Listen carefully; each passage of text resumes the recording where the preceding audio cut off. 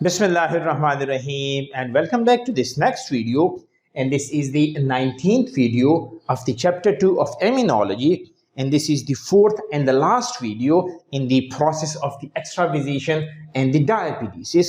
In the last three videos, let me briefly summarize those three videos for you. That when there is inflammation, in response to the inflammation, the endothelial cells, they get activated. When the endothelial cell they get activated, they are going to produce certain adhesion molecules like the E-selectin and the P-selectin.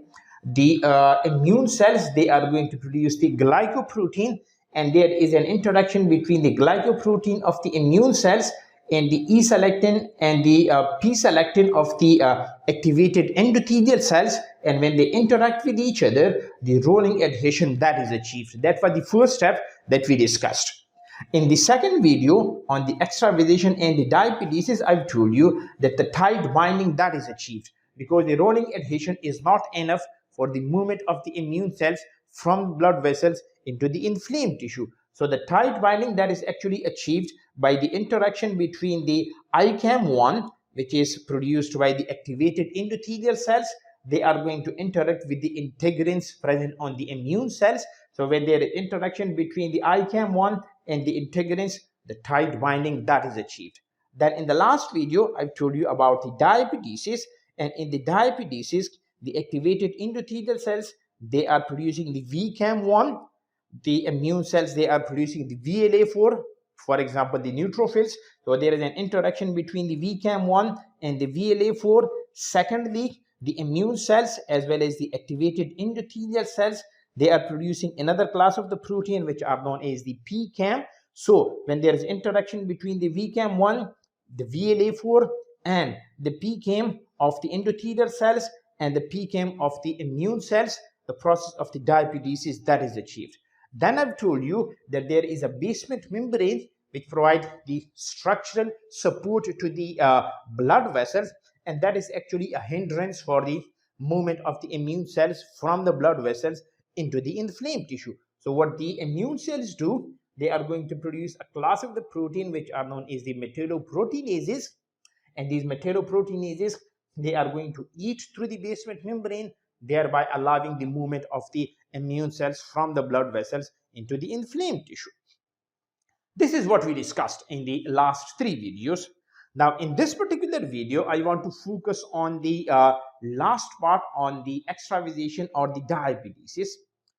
Now you have released or you have introduced the immune cells from the blood vessels into the extracellular space, I would say.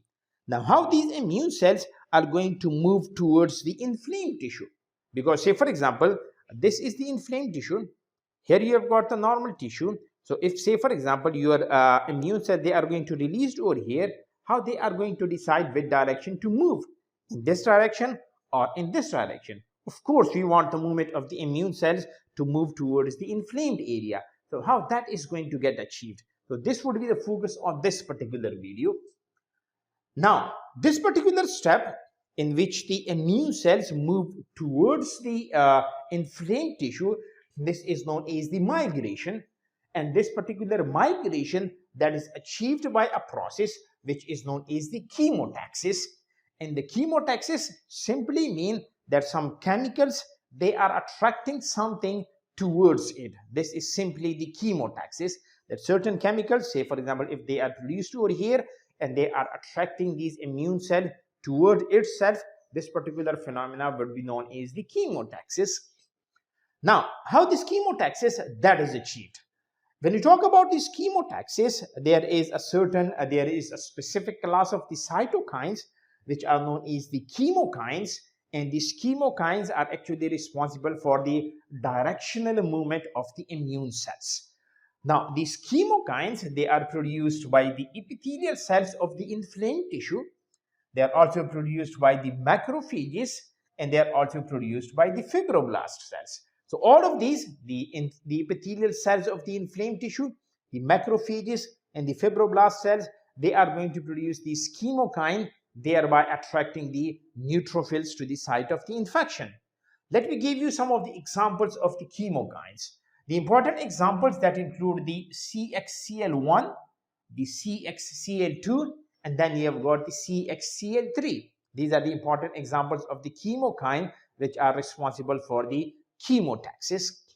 Now, you have to keep in mind one thing, that the concentration of the chemokine that is high in the inflamed area, the tissue which is inflamed, and their concentration is low when you move away from the inflamed tissue. This particular you can say stuff that should be in your mind, because the neutrophils, they are going to move from the low concentration towards the high concentration. Now, when we talk about the immune cells, for example, if this is a neutrophil,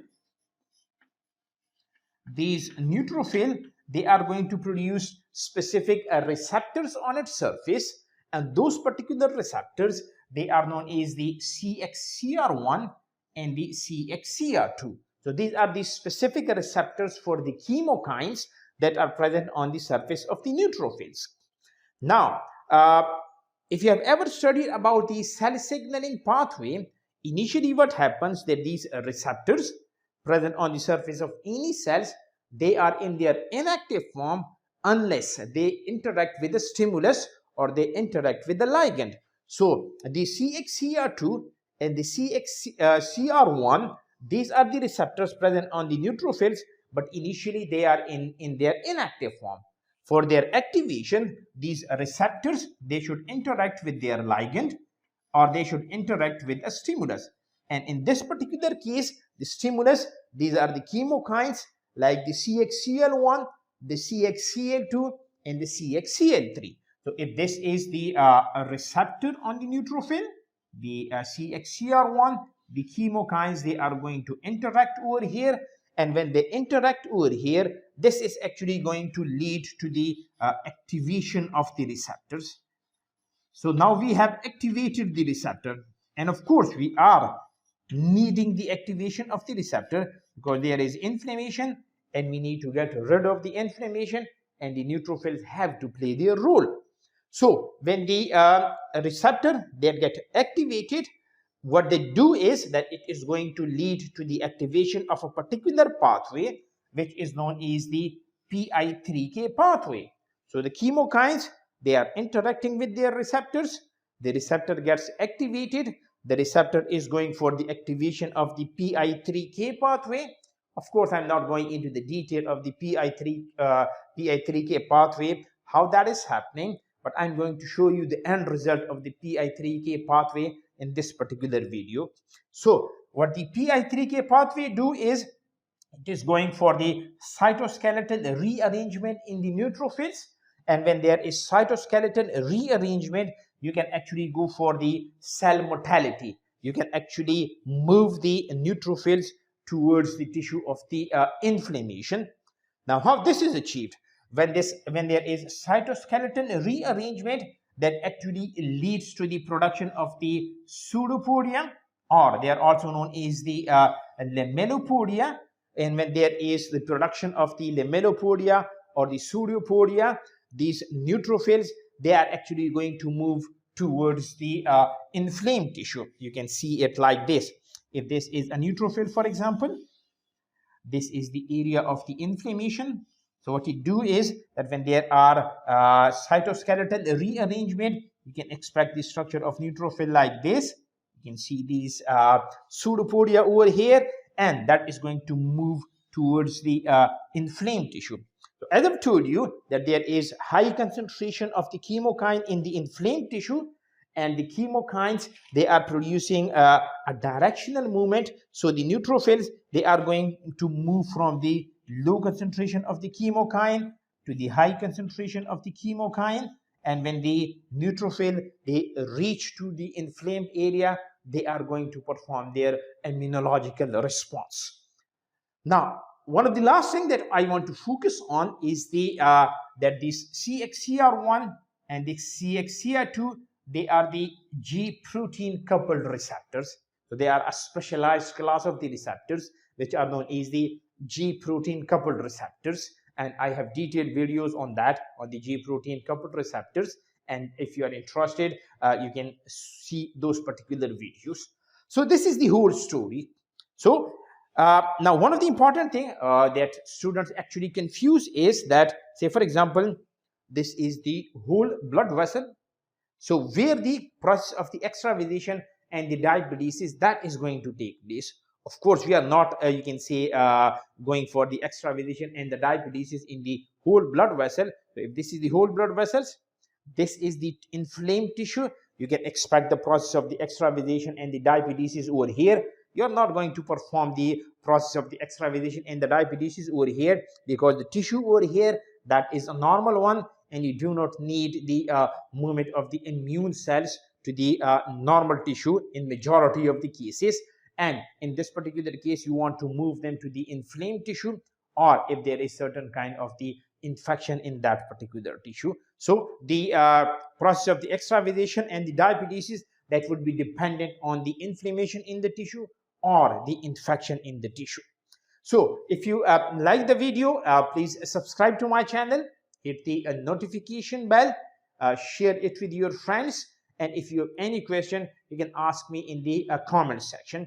In the next video, I'll be focusing on the function of the neutrophils, that once these neutrophils, they reach to the site of the inflammation, what they do then.